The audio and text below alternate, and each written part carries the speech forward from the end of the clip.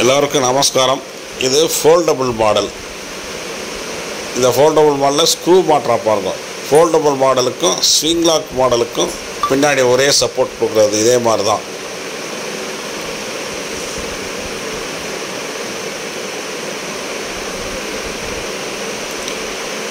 இப்போ back side support மாற்றா பாருங்கள். அந்த ஸ்க்ரூக்குள்ளே தான் அந்த நாங்கள் ஒரு பேக் சைடில் ஒரு பிளேட் கொடுத்துருப்போம். அதை உள்ளுக்குள்ளே இன்சர்ட் பண்ணிவிட்டு ஸ்க்ரூவை போட்டுற வேண்டியது. இந்த மாதிரியே ஸ்க்ரூ போட்டுற வேண்டியது. இது மாதிரி இப்போ 5 படிக்கு 2 டாப் அண்ட் பாட்டம் கொடுத்துருக்கோம். இதுக்கு மேலே படி 7 படி 9 படி வச்சா இன்னொன்று எக்ஸ்ட்ரா கொடுக்குற மாதிரி வரும். இதான் 4 8 போல்ட் போட்டு முடிச்சாச்சு, அவ்வளோதான் பேக் சைடு. இப்போ இது ஸ்விங் லாக் போடுற பாருங்க. இது இந்த மாடல், இது ஸ்விங் லாக் மாடல்.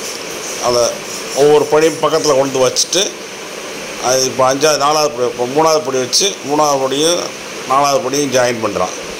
வச்சுட்டு அந்த லாக் பண்ணிட்டா இது மாதிரி வரிசையாக லாக் பண்ண 3 இருக்கும். ஃப்ரண்ட்டில் 1 இருக்கும், பேக் சைடு 2 இருக்கும்.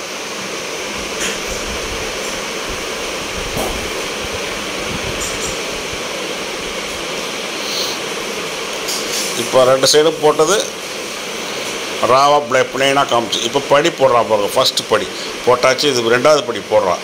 2வது படி போட்டுட்டு முடிஞ்சிருச்சு. 3வது படி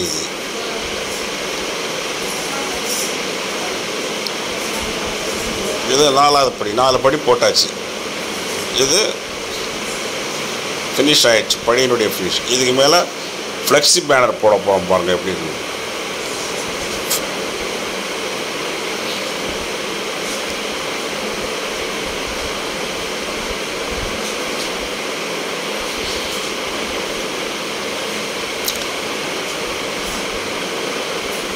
ஃப்ளெக்ஸி பேனரில் ஃப்ரண்ட் சைடுக்காக டபுள் டேப் காமிக்கிற பாருங்கள். டபுள் டேப் 3 ஒட்டிட்டு மேல் படியில் ஒட்டி வந்தது. லாஸ்ட்டில் ஒட்டிட்டு அடுத்தடுத்து வரிசையாக எலாஸ்டிக் போட்டு டைட் பண்ணிட போகிறோம். அந்த ஒரு எலாஸ்டிக் போடுறோம். இப்போ எலாஸ்டிக் போட்டு பிடிச்சி இழுத்து அந்த பக்கம் போட்டதுன்னா அதுக்கு ப்ரொவிஷன் வச்சுருக்கேன். அப்படி இந்த அது பாருங்கள், மாற்றா பாருங்கள். இதை போட்டு முடிச்சுட்டா அது டைட்டாக ஃபினிஷிங் நல்லாயிருக்கும் பார்க்குறதுக்கு. அதுக்கப்புறம் சைடு இதுவும் டபுள் டேப் போட்டு ஒட்டணும் உங்களுக்கு. அதையும் போட்டு காமிக்கிறப்ப